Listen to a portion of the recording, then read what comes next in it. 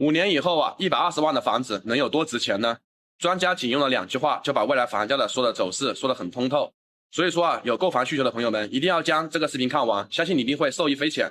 现在楼市是什么情况呢？相信大家都看在眼里，房价降的是一塌糊涂，幸好还有一小部分是刚需购房，才勉强让房地产行业不至于这么惨淡。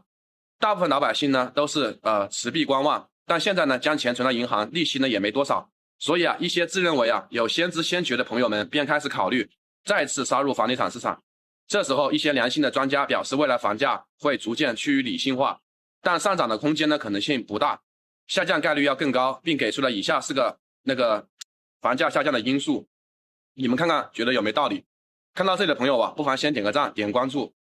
首先呢，现在是刚需不高，只要有少部分的适婚人群购买房，但这部分人呢比例呢也在逐年下降。从这2年的生育率不断下降就可以看得出来，现在年轻人结婚的意愿并不强，并且呢现在年轻人呢思想更开放，对于房子的执念也不高，很多人呢会选择租房住，不愿意背负巨额的房贷，反而可以提高生活的质量。再者呢，现在我国城市化率已经超过了65%，农村现在几乎没有多少人了，也有只是一些老人呢和留守儿童，年轻人呢都在城市内，该买房的都买房了。在这种情况下，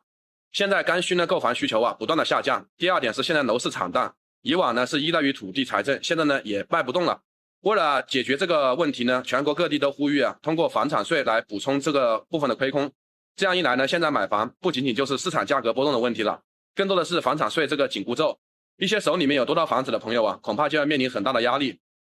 据专家预测房产税很有可能在“十四五”期间就要实施了，所以有很多套房子的朋友们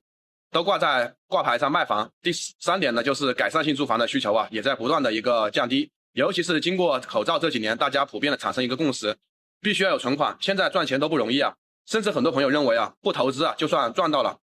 现在很多人将钱呢存到银行，房子呢只要不是违法的，不是太大的问题都不会轻易的卖房。这样一来市场上面就缺少了流通性，那些炒房客也就没有了炒房的动力，他们手中有多套房子，心里面也会发慌，所以市场上面的房源越来越多。按照市场的一个规律，供大于求，价格必然走低，所以专家才会出来说未来房价下降的概率更大。第4点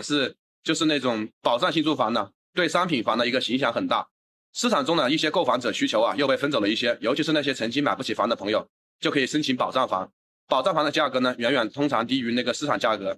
所以说按确定价格购买的，将来补助也可以由那个相关部门回收。因为保障住房推出目的就是为了减轻老百姓的购房压力，这样一来未来的房地产市场可想而知会变成什么样子。所以说120万的房子5年后会是多少钱？专家给出答案就是未来房价大概率还是会下跌的，要回归房子住的属性。当然了，房价不变的可能性也是有的，不过上涨就不可能了。无论是1线城市还是3线城市几乎都一样，所以说不管在未来5年怎么发展，120万的房子都在不断的贬值，现在应该不会有人还认为房子将来能够涨回去吧？不知道大家怎么看待这个问题呢？那么你认为这套房子120万的房子将来会值多少钱？大家可以在评论区留言讨论吧。